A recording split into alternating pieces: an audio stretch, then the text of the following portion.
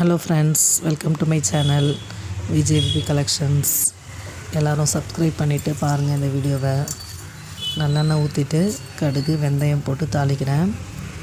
ஈஸியான குழம்பு, fish gravy செய்யலாம்.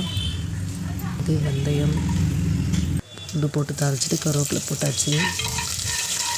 நெக்ஸ்ட்டு சின்ன வெங்காயம் தான் முறித்து வச்சுருக்கேன்.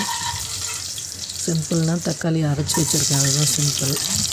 ஃபுல்லாகவே என்னால் வீடியோ எடுக்க முடியல, இருக்கிற கிளிப்பிங்ஸ் மட்டும் ஆட் பண்ணிவிட்டு ஒரு வீடியோவாக போட்டிருக்கேன். பாருங்கள், ஃபுல்லாக பாருங்கள். வதங்கிட்டு இதில் தக்காளி அரைச்சி வச்சதை ஊற்றி மிக்ஸ் பண்ணிக்கலாம். இது கல் உப்பு போடுறேன், கொஞ்சமாக மஞ்சத்தூள்,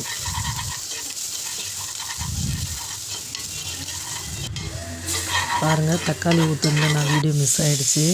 தக்காளி ஊற்றிட்டு நல்லா வதங்கின பிறகு தேவையான அளவு குழம்பு மிளகாத்தூள் ஊற்றிட்டு கரைச்சி வச்சுக்க புளி ஊற்றியாச்சு. ஊற்றி வச்சுட்டு மூடி வச்சிங்கன்னா அவ்வளோதான், நமக்கு ஃபிஷ் கிரேவி ரெடி ஆகிடுச்சு. தேங்காய் அரைக்கிறது, மசாலா அரைக்கிறது எதுவுமே இல்லை. நம்ம வீட்டில் இருக்கிற சாம்பார் பொடி, அந்த குழம்பு மிளகாத்தூள் அதுதான் போட்டிருக்கேன் நான். அவ்வளோதான், மூடி வச்சுட்டு ஃபிஷ்ஷு போட்டிங்கன்னா ஃபிஷ் கிரேவி ரெடி தான்.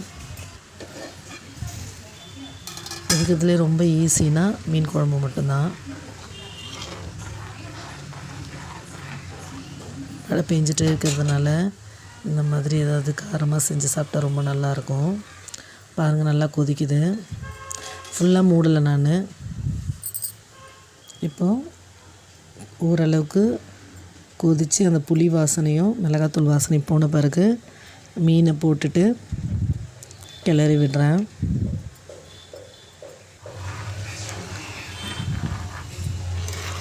ஏற்கனவே மீன் குழம்பு போட்டிருக்கேன் என்னோடய வீடியோஸில், அளவுலாம் அதில் இருக்கும், நீங்கள் பார்த்துக்கோங்க.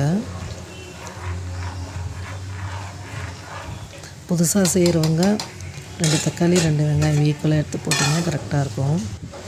பாருங்கள், ரைஸு சுட போட்டு குழம்பு ரெடி ஆகிடுச்சு. குழம்பு சர்வ் பண்ணோம்னா ரொம்ப காரசாரமான சிம்பிளான ஃபிஷ் கிரேவி ரெடிங்க. நீங்களும் இந்த வீடியோ பார்த்துட்டு இதே மாதிரி செஞ்சு பாருங்கள். நிறைய பேர் சப்ஸ்கிரைப் பண்ணல, கண்டிப்பாக சப்ஸ்கிரைப் பண்ணிவிட்டு பாருங்கள். ஃப்ரெண்ட்ஸ் அண்ட் ஃபேமிலிக்கு ஷேர் பண்ணுங்கள். Okay friends, thank you.